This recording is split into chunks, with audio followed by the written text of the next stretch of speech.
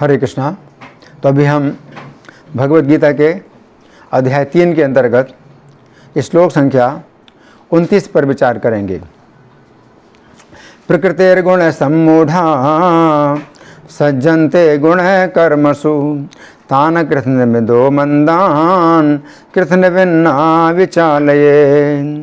तो यहाँ पर भगवान कह रहे हैं प्रकृतिर्गुण सम्मूढ़ा, प्रकृति के गुणों से जो सम्मोहित हैं, सज्जनते गुण कर्मसु, तो उन गुणों के अनुसार जो कर्म हो रहे हैं तो उनमें वो आसक्त हो जाते हैं या उनमें वे फंस जाते हैं। तान कृत्स्नविदो मंदान, तो ऐसे अल्पज्ञानी मंदों को, जो मंद हैं और अल्पज्ञानी हैं, कृत्स्नविन्ना विचालयेत, उनको जो ज्ञानी व्यक्ति है वो विचलित ना करें। तो अब हम सुनेंगे प्रभुपाद तात्पर्य में क्या लिखते हैं। श्रील प्रभुपाद की जय। अज्ञानी मनुष्य स्थूल भौतिक चेतना से और भौतिक उपाधियों से पूर्ण रहते हैं। ये शरीर प्रकृति की देन है और जो व्यक्ति शारीरिक चेतना में अत्यधिक आसक्त होता है वह मंद अर्थात आलसी कहा जाता है। अज्ञानी मनुष्य शरीर को आत्मस्वरूप मानते हैं। वे अन्यों के साथ शारीरिक संबंध को बंधुत्व मानते हैं। जिस देश में ये शरीर प्राप्त हुआ है उसे वे पूज्य मानते हैं और वे धार्मिक अनुष्ठानों की औपचारिकताओं को ही अपना लक्ष्य मानते हैं। ऐसे भौतिकताग्रस्त उपाधिधारी पुरुषों के कुछ प्रकार के कार्यों में सामाजिक सेवा, राष्ट्रीयता तथा परोपकार हैं। ऐसी उपाधियों के चक्कर में वे सदैव भौतिक क्षेत्र में व्यस्त रहते हैं। उनके लिए आध्यात्मिक बोध मिथ्या है, अतः वे इसमें रुचि नहीं लेते। किंतु जो लोग आध्यात्मिक जीवन में जागरूक हैं उन्हें चाहिए कि इस तरह भौतिकता में मग्न व्यक्तियों को विचलित ना करें। अच्छा तो यही होगा कि वे शांत भाव से अपने आध्यात्मिक कार्यों को करें। ऐसे मोहग्रस्त व्यक्ति अहिंसा जैसे जीवन के मूलभूत नैतिक सिद्धांतों तथा इसी प्रकार के परोपकारी कार्यों में लगे हो सकते हैं। जो लोग अज्ञानी हैं वे कृष्ण भावनामृत के कार्यों को समझ नहीं पाते, अतः भगवान कृष्ण हमें उपदेश देते हैं कि ऐसे लोगों को विचलित ना किया जाए और व्यर्थ ही मूल्यवान समय नष्ट ना किया जाए। किंतु भगवत भक्त भगवान से भी अधिक दयालु होते हैं, क्योंकि वे भगवान के अभिप्राय को समझते हैं। फलता वे सभी प्रकार के संकट झेलते हैं, यहाँ तक कि वे इन अज्ञानी पुरुषों के पास जाकर उन्हें कृष्ण भावनामृत के कार्यों में प्रवृत्त करने का प्रयास करते हैं, जो मानव के लिए परम आवश्यक है। तो यहाँ प्रभुपाद का तात्पर्य समाप्त हुआ। अब हम सुनेंगे श्री भगवान ने कहा में इस श्लोक की किस प्रकार की व्याख्या हुई है। इस श्लोक संख्या 27 में भगवान ने कहा था कि प्रकृति के गुणों के द्वारा ही सभी कर्म किए जा रहे हैं, परंतु जो व्यक्ति कृष्ण भावना भावित नहीं है वो उन कर्मों को मैं कर रहा हूँ इस प्रकार मानता है। फिर श्लोक संख्या 28 में भगवान ने कृष्ण भावना भावित व्यक्ति की स्थिति बतलाई कि वह गुणों के द्वारा किए जाते हुए कर्मों के विषय में यही सोचता है कि गुण ही गुणों में बरत रहे हैं, और वह ऐसी स्थिति में ना तो कर्मों में आसक्त होता है और ना ही प्रसन्न होता है। अब इस श्लोक में भगवान बतला रहे हैं कि जो लोग भोगों में आसक्त हैं वे गुणों के द्वारा किए जाते हुए कर्मों में आसक्त भी होते हैं और प्रसन्न भी होते हैं। अब प्रश्न उठता है कि ऐसी स्थिति में कृष्ण भावना भावित व्यक्ति को उन अज्ञानियों के साथ किस प्रकार का व्यवहार करना चाहिए। इस प्रश्न के उत्तर में भगवान इस श्लोक में कह रहे हैं कि कृष्ण भावना भावित व्यक्ति उन अज्ञानियों को विचलित ना करे।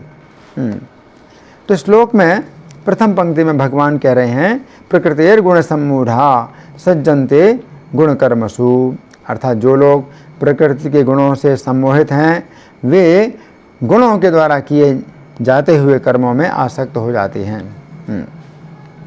तो पिछले श्लोक में भगवान ने कृष्ण भावना भावित व्यक्ति का वर्णन किया था कि वो प्रकृति के गुणों और कर्मों के विभागों को तत्व से जानता है, इसलिए वो इन गुणों के द्वारा सम्मोहित नहीं होता है, अर्थात वो अपने आप को श्री कृष्ण का सेवक मानकर अपनी पहचान इन गुणों में नहीं करता है।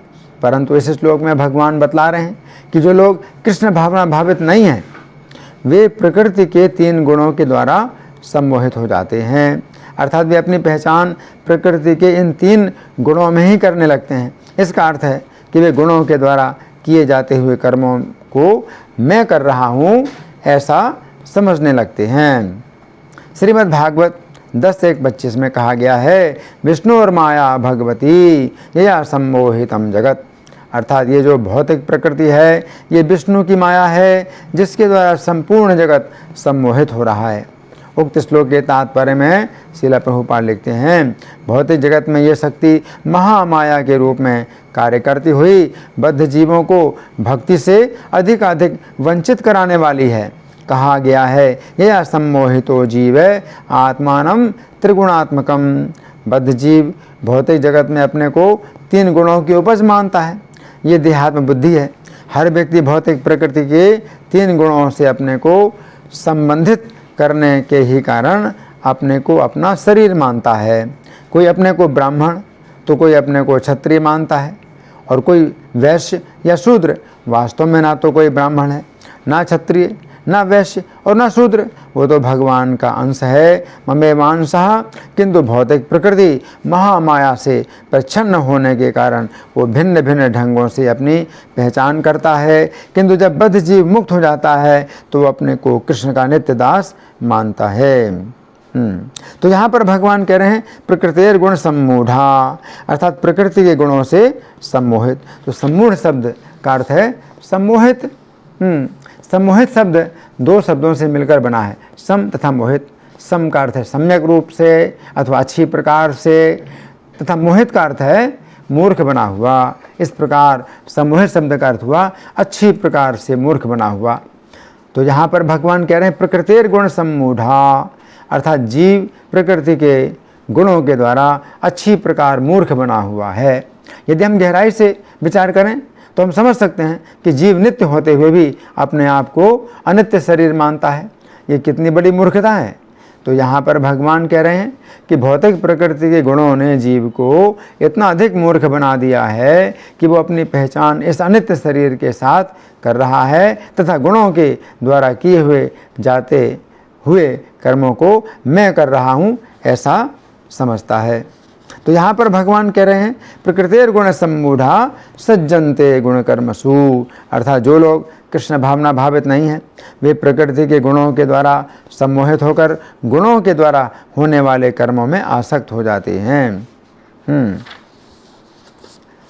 तो भगवान गीता 4:13 में कहते हैं चातुर्वर्ण्यम मया सृष्टम गुण कर्म विभागशः, अर्थात प्रकृति के 3 गुणों और उनसे संबद्ध कर्मों के अनुसार मेरे द्वारा मानव समाज के 4 विभाग रचे गए। उक्त श्लोक के तात्पर्य में श्रील प्रभुपाद लिखते हैं सर्वप्रथम बुद्धिमान मनुष्यों का वर्ग आता है जो सतोगुणी होने के कारण ब्राह्मण कहलाते हैं। द्वितीय वर्ग प्रशासक वर्ग है जिन्हें रजोगुणी होने के कारण क्षत्रिय कहा जाता है। वणिक वर्ग या वैश्य वर्ग कहलाने वाले लोग रजो तथा तमोगुण के मिश्रण से युक्त होते हैं, और शूद्र या श्रमिक वर्ग के लोग तमोगुणी होते हैं। मानव समाज के इन 4 विभागों की सृष्टि करने पर भी भगवान कृष्ण इनमें से किसी विभाग में नहीं आते, क्योंकि वे उन बद्ध जीवों में से नहीं हैं जिनका एक अंश मानव समाज के रूप में है। मानव समाज भी किसी अन्य पशु समाज के तुल्य है, किंतु मनुष्यों को पशु स्तर से ऊपर उठाने के लिए ही उपर्युक्त वर्णाश्रम की रचना की गई, जिससे क्रमिक रूप से कृष्ण भावनामृत विकसित हो सके। किसी विशेष व्यक्ति की किसी कार्य के प्रति प्रवृत्ति का निर्धारण उसके अर्जित प्रकृति के गुणों द्वारा किया जाता है। तो अब भगवान दूसरी पंक्ति में कह रहे हैं तान कृष्ण बिंदो मंदान कृष्ण बिन्ना विचालयेत, अर्थात ऐसे अज्ञानी तथा मंद पुरुषों को विद्वान व्यक्ति विचलित ना करे। तो भगवान ने यहाँ पर अज्ञानियों के लिए अकृष्णविद शब्द का प्रयोग किया है। अकृष्णविद शब्द 3 शब्दों से मिलकर बना है, आ फिर कृष्ण फिर विद। आ शब्द का अर्थ नहीं, कृष्ण शब्द का अर्थ है सब कुछ, तथा विद शब्द का अर्थ है जानने वाला। इस प्रकार अकृष्णविद शब्द का अर्थ हुआ ऐसा व्यक्ति जो सब कुछ नहीं जानता है। इसका अर्थ ये भी है कि वो व्यक्ति कुछ तो जानता है परंतु सब कुछ नहीं जानता है। चूँकि सकाम कर्मी लोग शास्त्रों के अनुसार शुभ कर्म तो करते हैं परंतु करते हैं नाशवान पदार्थों के लिए। जितना परिश्रम वे नाशवान भोगों को प्राप्त करने के लिए करते हैं, यदि उतना परिश्रम वे श्री कृष्ण की प्राप्ति के लिए करें तो उनका जीवन सफल हो जाए। यद्यपि वे शास्त्रों के अनुसार शुभ कर्म कर रहे हैं परंतु वे अनित्य भोगों की कामना से कर रहे हैं, यही उनके ज्ञान में कमी है। इसके विपरीत जो व्यक्ति श्री कृष्ण को केंद्र मानकर उनकी प्रसन्नता के लिए सभी कर्म करता है वो कृष्णविद अर्थात सब कुछ जानने वाला है। अब भगवान ऐसे अज्ञानियों के लिए मंदान शब्द का प्रयोग कर रहे हैं। तो मंदान शब्द मंद शब्द का बहुवचन है। इसका अर्थ है कि ऐसे लोगों की संख्या बहुत अधिक है। तो मंद शब्द का अर्थ है धीमा। इसका अर्थ है कि जो लोग कृष्ण भावना भावित नहीं हैं वे यद्यपि शास्त्रों के अनुसार शुभ कर्मों में लगे हुए हैं परंतु फिर भी आध्यात्मिक दृष्टि से वे अत्यंत मंद गति से आगे बढ़ रहे हैं। इस समय यात्रा करने के लिए अत्यंत तेज चलने वाले वाहन हैं। ऐसी स्थिति में यदि कोई व्यक्ति बैलगाड़ी से यात्रा करे तो उसकी गति इतनी मंद है कि उस व्यक्ति को अत्यंत निराशा होगी जो अत्यंत तेज चलने वाले वाहन से यात्रा कर सकता है। हमें समझना चाहिए कि कृष्ण भावनामृत की विधि से कर्म करना हवाई जहाज से यात्रा करने के समान है तथा फल की इच्छा से शुभ कर्म करना बैलगाड़ी से यात्रा करने के समान है। कृष्ण भावनामृत की विधि से जिस कृष्ण प्रेम की प्राप्ति इसी जीवन में संभव है उसी कृष्ण प्रेम की प्राप्ति में उन्हें अनेक जन्म लग जाएंगे। जैसे मान लीजिए बम्बई जाना है तो हवाई जहाज़ से जाएंगे तो 2 घंटे में पहुंच जाएंगे। बैलगाड़ी से जाएंगे तो कई महीने और कई साल भी लग सकते हैं। तो इस तरह से यहाँ पर भगवान मंद शब्द का प्रयोग कर रहे हैं कि वे उन्नति कर रहे हैं मनुष्य के जीवन में लेकिन बहुत ही मंद गति से कर रहे हैं। अब यहाँ पर भगवान कह रहे हैं तान अकृष्ण विदो मंदान कृष्ण बिन्ना विचालित अर्थात कृष्ण भावना भावित व्यक्ति उन अज्ञानियों को विचलित ना करे। तो यहाँ पर भगवान कृष्ण भावना भावित व्यक्ति के लिए कृष्णविद शब्द का प्रयोग कर रहे हैं। हम पहले ही चर्चा कर चुके हैं कि कृष्णविद शब्द का अर्थ है सब कुछ जानने वाला। अब यहाँ पर प्रश्न उठता है कि कृष्ण भावना भावित व्यक्ति के लिए भगवान ऐसी बात क्यों कह रहे हैं कि वो सब कुछ जानने वाला है। जो जीव तत्व है वो ना तो अपने विषय में और न ही अन्यों के विषय में सब कुछ जान सकता है और न ही भूतकाल में घटित सभी बातों को जानता है और न ही वर्तमान अथवा भविष्य को ही जानता है। यदि भगवान स्वयं के विषय में कहें कि वे सब कुछ जानने वाले हैं तो यह ठीक है। वे प्रत्येक जीव के बीते हुए असंख्य जन्मों को जानते हैं। इस समय जितने जीव जिस जिस शरीर में हैं और भविष्य के लिए जिस जीव के लिए जो कुछ भी निश्चित हो चुका है वो सब जानते हैं परंतु ये बात जीव के लिए नहीं है। जीव तो स्वभाव से ही विस्मरणशील है। यहाँ तक कि जो जीव पूर्णतया कृष्ण भावना भावित हैं वे भी बहुत सी बातें भूलते रहते हैं।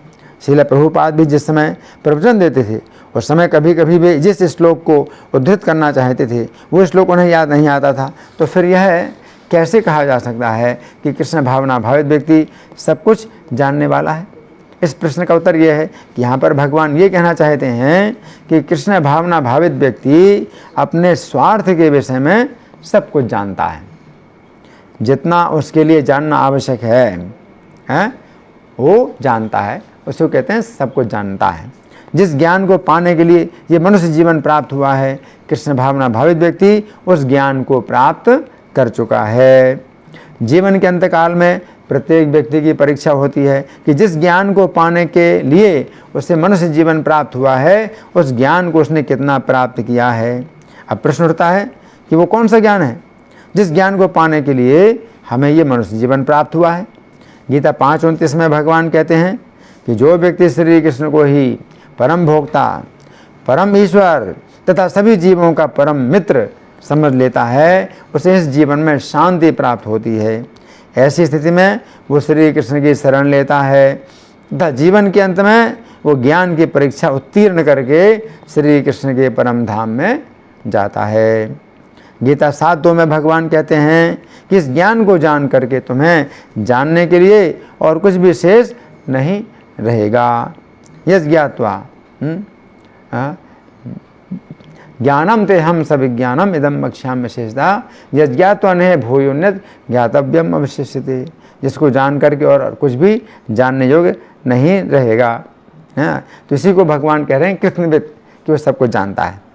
गीता 7:3 में भगवान कहते हैं कि हजारों मनुष्यों में से कोई एक सिद्धि के लिए प्रयत्नशील होता है, और इस तरह सिद्धि प्राप्त करने वालों में से कोई बिरला ही श्री कृष्ण को तत्व से जान पाता है। गीता 9:1 में भगवान कहते हैं कि इस ज्ञान को जानकर तुम इस अशुभ संसार अथवा संसार के समस्त क्लेशों से मुक्त हो जाओगे। तो यही है, सब कुछ जानना है। गीता 15:15 में भगवान कहते हैं कि समस्त वेदों के द्वारा मैं ही जानने योग्य हूँ। तो श्री कृष्ण को जानने का मतलब समस्त वेदों को जान लिया, तो वही सब कुछ जानना है। गीता 15:19 में भगवान ने ऐसे व्यक्ति के लिए सर्वविद शब्द का प्रयोग किया है। तो सर्वविद शब्द तथा कृष्णविद शब्द में कोई अंतर नहीं है, दोनों शब्दों का अर्थ है सब कुछ जानने वाला।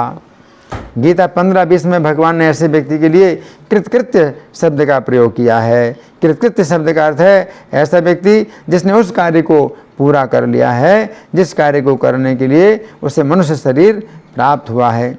यदि परीक्षा की दृष्टि से देखा जाए तो हम कह सकते हैं कि मृत्यु की परीक्षा में 100% अंक लाने के लिए जितना जानना आवश्यक है, यदि उतना किसी व्यक्ति ने जान लिया है तो उसे भी सब कुछ जानने वाला अथवा कृतकृत्य कहा जाएगा।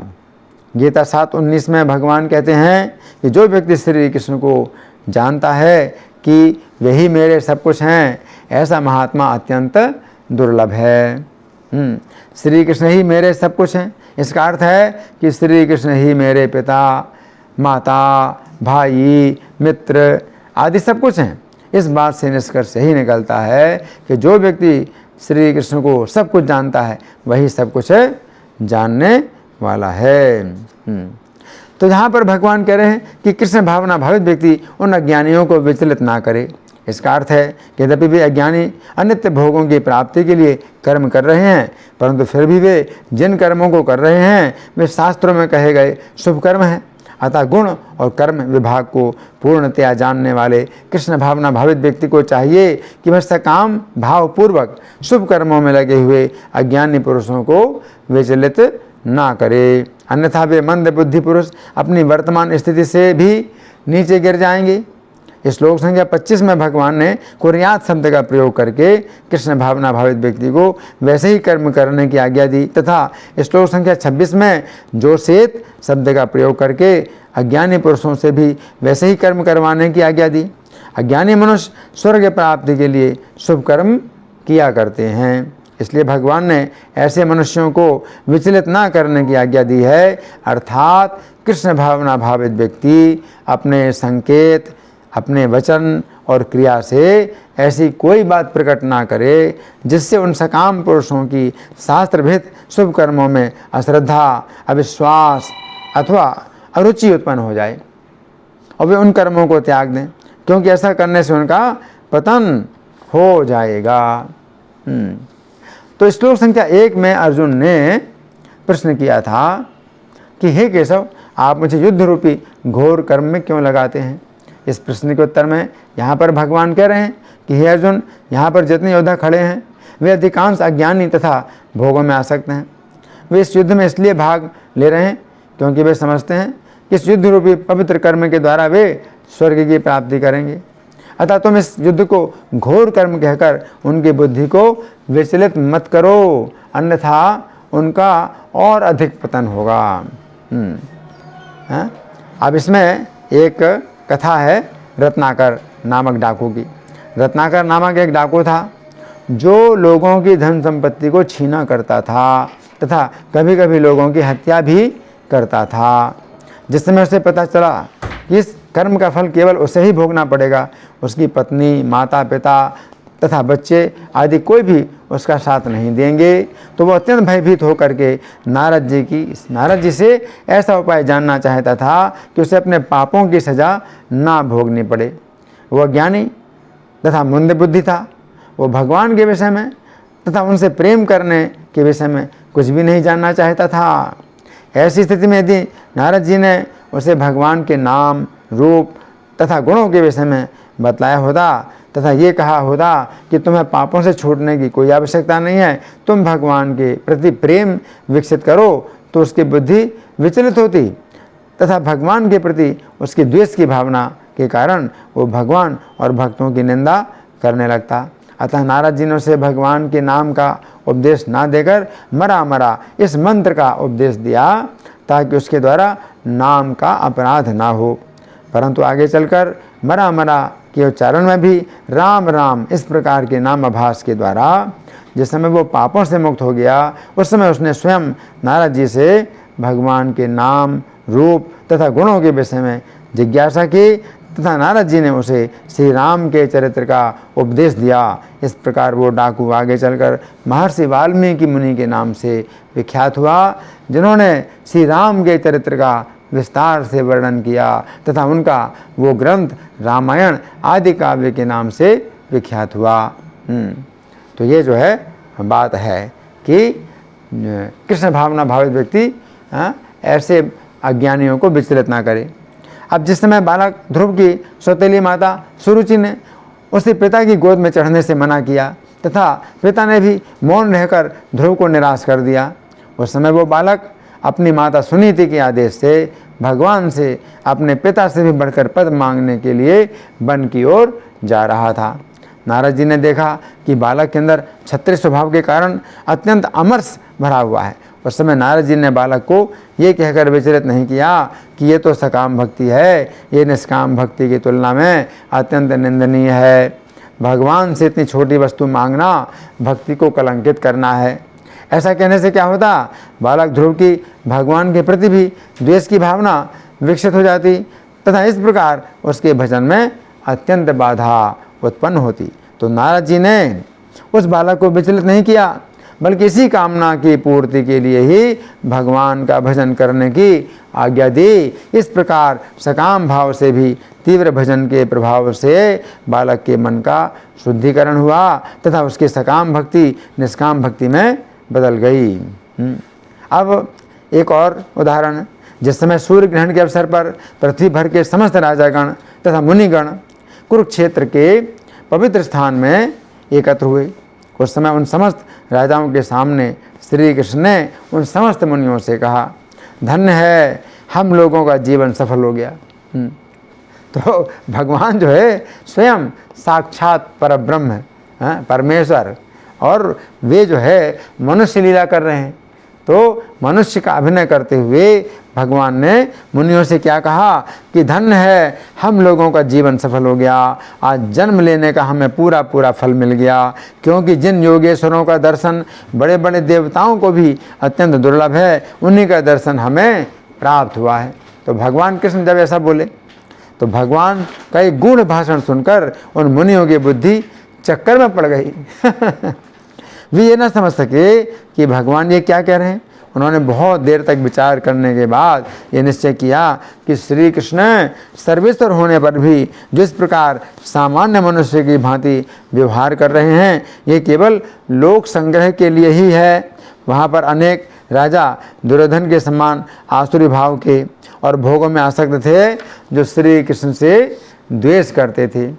तो श्री कृष्ण चाहते थे कि इन आसुरी राजाओं का किसी प्रकार से कल्याण हो, अतः उनकी श्रद्धा उन मुनियों में उत्पन्न करने के लिए श्री कृष्ण ने ऐसी बातें कहीं।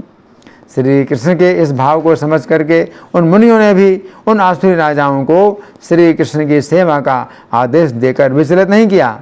वे मुनि जानते थे कि यदि वे उन राजाओं को श्री कृष्ण का महात्म्य बतलाएंगे तो उनकी श्री कृष्ण के प्रति द्वेष की भावना और अधिक बढ़ जाएगी और वे फिर उन मुनियों का भी सम्मान नहीं कर पाएंगे। यद्यपि उन मुनियों ने व्यक्तिगत रूप से श्री कृष्ण का गुणगान तथा स्तुति की, परंतु उन राजाओं को श्री कृष्ण की भक्ति का उपदेश नहीं दिया। क्यों नहीं दिया? क्योंकि वे विचलित हो जाते, है ना। तो उन जो श्री कृष्ण से द्वेष करने वाले राजा हैं, तो उनके लिए यही उचित है कि वे इन जो मुनि हैं, ब्राह्मण हैं, वैष्णव हैं, तो इनके प्रति वो अपनी आदर की भावना बढ़ाएं, है ना। तो ये जो है भगवान श्री कृष्ण का उद्देश्य है। इसलिए भगवान कहते हैं तान कृष्ण विदो मंदान कृष्ण बिन्ना विचालयेत, कि वे जो है ठीक से उनके पास ज्ञान नहीं है, मंद है, उनकी बुद्धि बहुत मंद है, उनकी बुद्धि बहुत धीमी है। उनको अगर कुछ ऊपर का ज्ञान अगर बताया जाता है तो वे भ्रमित हो जाएंगे, और वो जो कुछ कर रहे हैं फिर उसको भी ठीक से नहीं कर पाएंगे, है ना। तो दुर्योधन जैसे मूर्ख लोग हैं, तो ये लोग श्रद्धा रखते हैं, ब्राह्मणों के प्रति उनकी बड़ी श्रद्धा है, और श्री कृष्ण से द्वेष करता है। दुर्योधन श्री कृष्ण से द्वेष करता है। तो ऐसी स्थिति में श्री कृष्ण का जो है यही उपदेश है कि ऐसे ईर्ष्यालु लोगों को जो है किसी प्रकार से उस कार्य में लगाया जाए जिससे उनकी क्रमिक उन्नति होगी। तो भगवान कृष्ण यद्यपि परमहंस जो महात्मा हैं तो उनके भी पूजनीय हैं, लेकिन श्री कृष्ण कुरुक्षेत्र के स्थान में जहाँ कि संपूर्ण पृथ्वी के राजा आए हुए थे, तो वे अज्ञानी और मंद होने के कारण श्री कृष्ण को नहीं समझ पाते थे। तो कुरुक्षेत्र में जो राजा लोग आए थे उनमें कोई ऐसा राजा नहीं था जो कि श्री कृष्ण को तत्व से जान सके।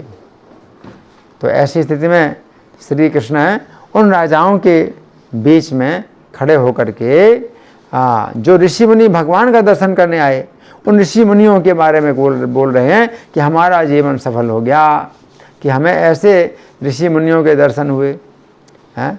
तो भगवान जब ऐसा बोलते हैं, अब ऋषि मुनि लोग जो है बड़े चिंतित हो गए या चकरा गए। अरे हम तो इन भगवान का दर्शन करने आए और ये भगवान जो है हमारा दर्शन से अपने जीवन को सफल मान रहे हैं। ये कैसी लीला है भगवान की? भगवान ऐसा क्यों कह रहे हैं? भगवान तो हमारे मन के भाव को जानते हैं कि हमारे मन का भाव कैसा है, और हम इनको तत्व से जानते हैं कि ये जो है भगवान पृथ्वी का भार उतारने के लिए इस पृथ्वी में आए हैं। तो ऐसे जो ऋषि मुनि जो बहुत बड़े महात्मा और श्री कृष्ण के तत्व को जानने वाले इतने बड़े जो ऐसे सर्वज्ञ जिन्हें कहा जाए सर्वज्ञ, जैसे कि नारद जी हैं, व्यास जी हैं, असित हैं, देवल हैं, है ना, ऐसे लोग श्री कृष्ण को मानते हैं। आहो स्वाम ऋषिया सर्वे देवर्षिर नारद तथा, कि ये सब जो ऋषि हैं श्री कृष्ण को यही बोलते हैं। क्या बोलते हैं? परम ब्रह्म परम धाम पवित्रम परमम भवान, कि हे श्री कृष्ण आप ही परम ब्रह्म हैं, आप ही परम धाम हैं, पुरुषम शाश्वतम दिव्यम, आप ही शाश्वत पुरुष हैं, आप ही दिव्य पुरुष हैं, आदिदेवम अजम विभुम, आप ही आदिदेव हैं, आप ही जन्मा हैं, आप ही सर्वव्यापी हैं। तो ऐसे जो बड़े बड़े महात्मा श्री कृष्ण का दर्शन करने आए हैं तो बड़े वो जो है भ्रमित हो गए कि हम जिन भगवान का दर्शन करने के लिए आए हैं, जिनका दर्शन ब्रह्मा और शंकर को भी दुर्लभ है, ऐसे भगवान हमारे लिए क्यों ऐसा कह रहे हैं कि उनका जीवन सफल हो गया हमारे दर्शन से? अरे हम अपना जीवन सफल करने आए हैं भगवान का दर्शन करके, और वो भगवान कह रहे हैं कि उनका जीवन सफल हो गया हमारे दर्शन करके। बड़ी विचित्र बात, बहुत बड़ा विरोधाभास है ना। लेकिन आपस में जब विचार विमर्श किया तो बहुत देर तक विचार विमर्श करके ये सोच पाए कि यहाँ लोग अज्ञानी हैं, मंद हैं, उनके बीच में भगवान अपने को छिपाते हुए इन ऋषि मुनियों का महत्व स्थापित करना चाहते हैं। तो फिर ऋषि मुनियों ने भी फिर भगवान के तत्व का जो है प्रकाशन नहीं किया, भगवान के तत्व का जो है उपदेश नहीं दिया मंद राजाओं को। तो उन्होंने भी उसी प्रकार से उपदेश दिया जैसे कि वो अज्ञानी और मंद राजा लोग जो है अपने कार्य में लगे रहें। धन्यवाद। हरे कृष्णा।